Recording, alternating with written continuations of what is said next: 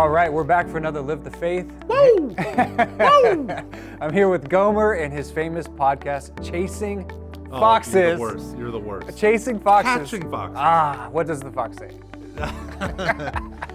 I could do the dance if you want. Well, I will. Maybe later. So we were Save talking it for the next week video. Next week. But we were talking about small groups and the importance of community. Yeah. And Gomer's done a lot of work on community. I'm obsessed. Obsessed with community, and there's 4 types of building community. Yeah, so when we talk about community, what we're really talking about is how do I fit in, how do I belong, right? And there's a wonderful book called In Search of Community, and the whole structure that this guy crafts it around is actually architecture. And he said there's 4 spaces that you can build. A public building like an arena, a social space like an office building, a personal space like a home, think of your kitchen table and how many people will fit around that, and an intimate space, think of your bedroom, how many people are in your bedroom. Hopefully not more than you and one other person, but, so he then took that and he adapted it into this notion of how do we belong together.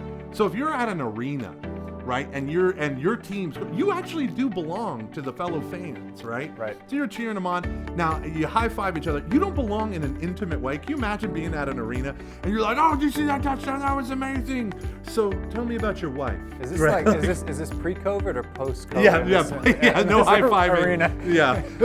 Yeah. No, but the idea is like we notice things are socially inappropriate when it's like, hey, tell me about your marriage or something like that. And it's like, whoa, we're just watching a football game. So I think a lot of men are nervous about community groups, small groups, that format, because they think they got to go from like, I don't know anyone to I'm sharing the intimate thoughts of my heart. Right. And I always tell people to kind of put them at ease. We don't want you to belong in a public way where it's largely anonymous. Right. But we don't want you to belong in an intimate way. That's really reserved for like your best friend, your spouse, whatever. Right. When you come here between social and personal, the kind of stuff that you would have at like an office party where you know their names, you can interact, you know things about their life, or something like your kitchen table. 8 people, right. 10 people, they know a lot more about you, and you know you have a deeper level of trust. Right. But you don't want to go to the intimate zone. That's wildly inappropriate, right? And so a lot of men, when they hear this, are like, okay, that makes sense. Arena, office, dinner table, bedroom. Think of like the ways I belong kind of in those spatial concepts.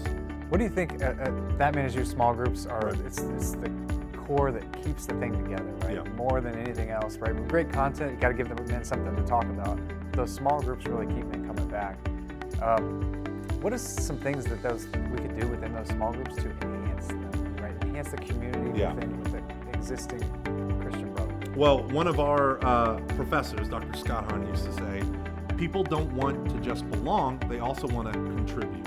And when you look at it from this perspective, giving, you might have a small group leader, but every so often allowing other men within the small group, that dynamic of letting other people lead, but also taking the initiative to do something outside the small group is another phenomenal way to belong and to contribute, right?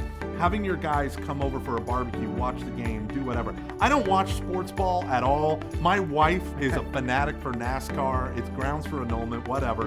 But so when I'm with my friends, right, I make sure that the things that we surround are things that are bringing us closer together with our spouses, our families.